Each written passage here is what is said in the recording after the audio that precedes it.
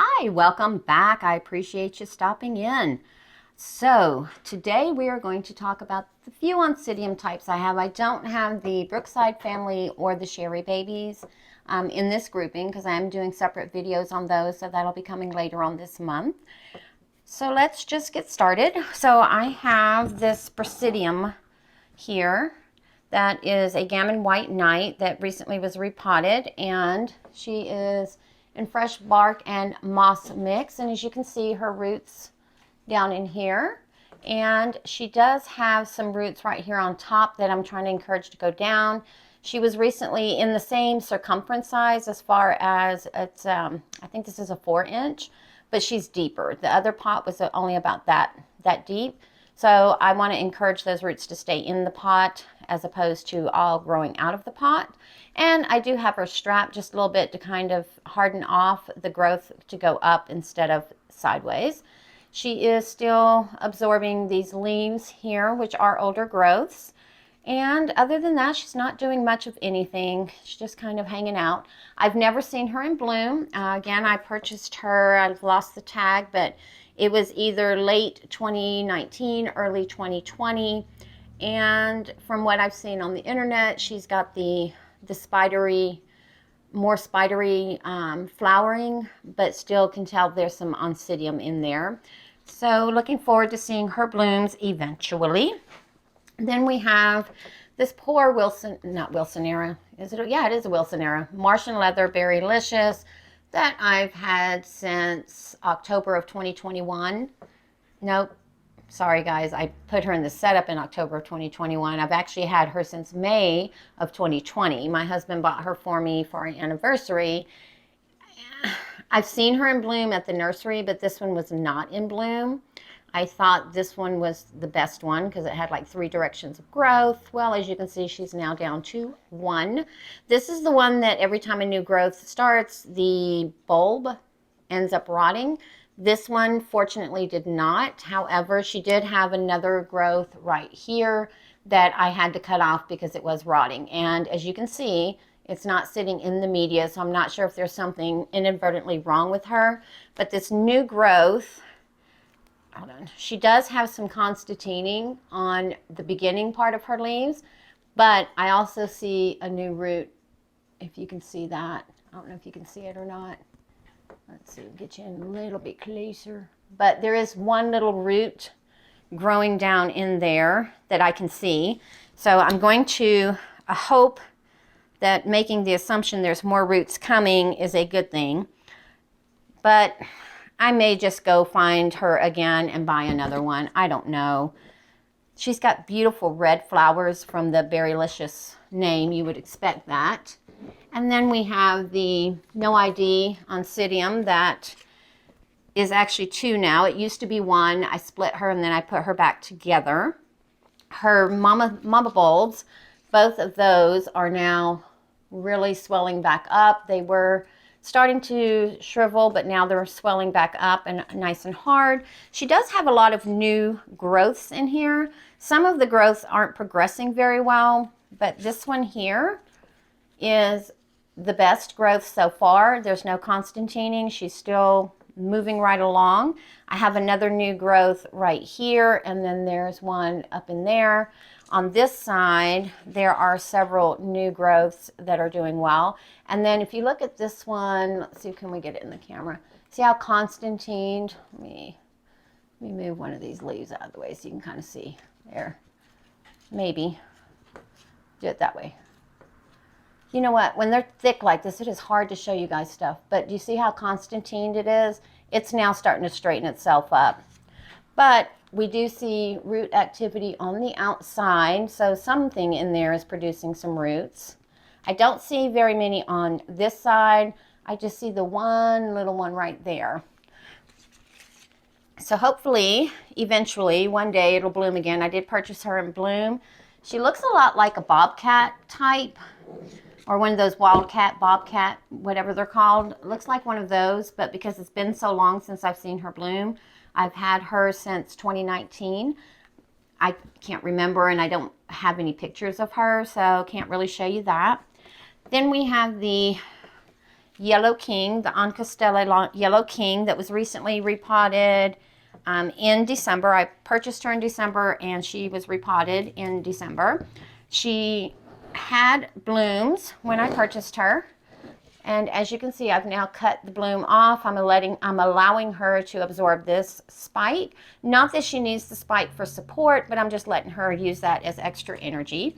Her bulbs were starting to kind of shrivel a little bit, but they haven't done any more than that. Initially, she wasn't doing it at all. But this growth here, that when she came, had not quite started on that bulb. It was just starting to swell, and as you can see, she is starting to fatten that thing out. And then this growth here is, again, you can feel the swelling, but it hasn't quite started yet because she is finishing off this leaf. And she does have one more leaf to come. And on this side, these two new growths here have really shot up since repotting her. She did get a little Constantine right in here after the repot, but has since recovered from that. And I don't still see any roots on the outside, but she does have plenty of them on the inside. And with those 4 directions of growth, each one of them are producing a new root system for her. She is in, as are all of my Oncidium types, they're all in a bark heavy moss mix to help with the addition of keeping that media a little on the wet side so that they don't dry out on me. But she has some beautiful, beautiful blooms. Let's move that. You know what? Let me move it right there. So the camera shakes, sorry. Then we have my gifts from Nicole Deanna. This one right here is the Hilo firecracker. And I saw ONS and I saw it as Oncidium.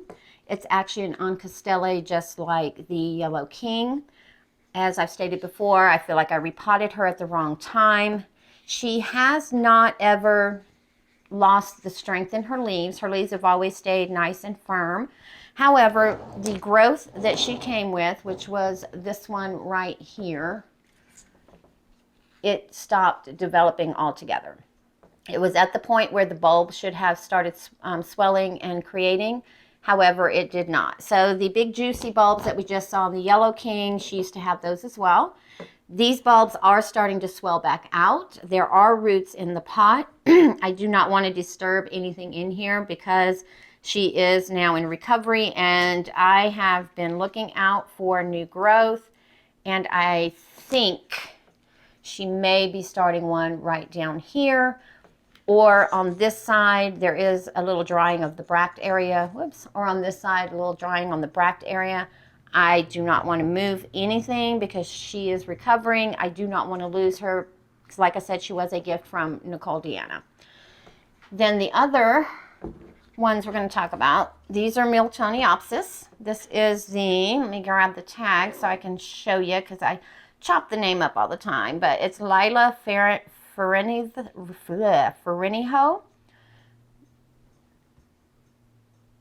Let's see if I can get it to focus for you guys. There we go. But that's what that is. And she sent these to me back in July of 2021. I repotted it because it was coming out of the pot. This one here is what she came in. She came in this self-watering pot. So I reused the pot, and it is cocoa husk primarily. And we have, so she started this new growth right here and quickly stopped. But now she's working on that second new growth right here. And she has 3, if you can see them. You can kind of see them. So she's got 3 growths right in here. This one is more along than the rest. And there are roots going down in the pot. I did put some moss there to help encourage that. And what I do is she sits in plain water, purified water, for a week. And then I take her out. I run some fresh water through to flush anything out. And then this week she is sitting in some CalMag. It's only 50 parts per million of CalMag, very low, just because I don't know what's inside here. I know there were roots when I put her in here, These leaves have always stayed nice and upright, so I'm assuming that the roots that are in there are still viable, but I don't want to disturb her because she's rocking and rolling right now. And again, keep an eye on the water meter. When it gets right in the bottom of the arrow right here, right underneath the optimal right here, that is usually when I know I need to add water. Usually it's about a week, so that is pretty good. I guess once that meter goes down quicker, that means there's more roots in there. Then this one here is a piece that fell off when I went to repot her, and I put her in a kind of a LECA self-watering system. So she's in this, and then there's water at the bottom that she sits in. And she had little tired roots right here for the longest. But now, as you can see, she is growing. Let me put it down so I can show you again. But she is growing some roots in the pot. And that big piece is obviously the fiber that's absorbing. But she is doing root growth, so that is amazing. And this new growth that she came with lost a lot of its leaves. They were oranging out, so I cut them off, cinnamoned it off, and she started producing roots. Well, the roots were too far from the media, so that's why this moss is sitting here to help encourage those roots to go down. And she is starting to absorb this old leaf right here from this older growth. And again, on both of the pieces, the bulbs never shriveled, never went downhill. So like I said, I want to try to save these guys, and I did move her to a cooler portion of the living room. The area I had her in during the summertime stays fairly cool because it's closer to the AC vent. It's not, the vent doesn't blow directly on it, but it is a very cool part of the living room. I didn't process that with the heat on that it might get warmer until I noticed some leaf tip dieback on them. And I put my temperature gauge over there, and it was just a little too warm for them in that area. So I've since moved them to what is now the coolest part of the living room during the winter, and get about the same amount of light that they were getting in their summer home. So once we start turning the AC back on a regular basis, they will go back to the other side of the room, which will then be the cooler side of the room. I hope that made sense. Made sense in my head. So I have not as many Oncidiums, but I do want to grow my collection eventually. This year I'm going to focus on my novelty phals. Maybe next year when I figure out a different grow space area, I might get more Oncidiums because I really, really do enjoy their flowering. I enjoy their foliage even when they're not in flower, just because of the interest of the bulbs. And each one of them, even though they all look the same, have their own unique specialities to them. All right, well guys, I again appreciate you hanging out with me for this video. Let me know your thoughts below as far as the Miltoniopsis and then my Hilo firecracker here, as well as the one that we put together with all the new growths. Do you think I should go in there and take some of those growths off and give it some more space? Or in what I think is I should just leave it alone? I think I've messed with it too much. I think that's part of my problem, is I tend to mess with them too much. I've heard other growers say that they thrive on neglect than hovering. I've always been kind of a helicopter parent, not just with my plants, but with my kids. So maybe I need to learn to back up a little bit. Leave in the comments down below and let me know what you think. Again, I appreciate you coming by. And with that, you guys have a beautiful rest of the day.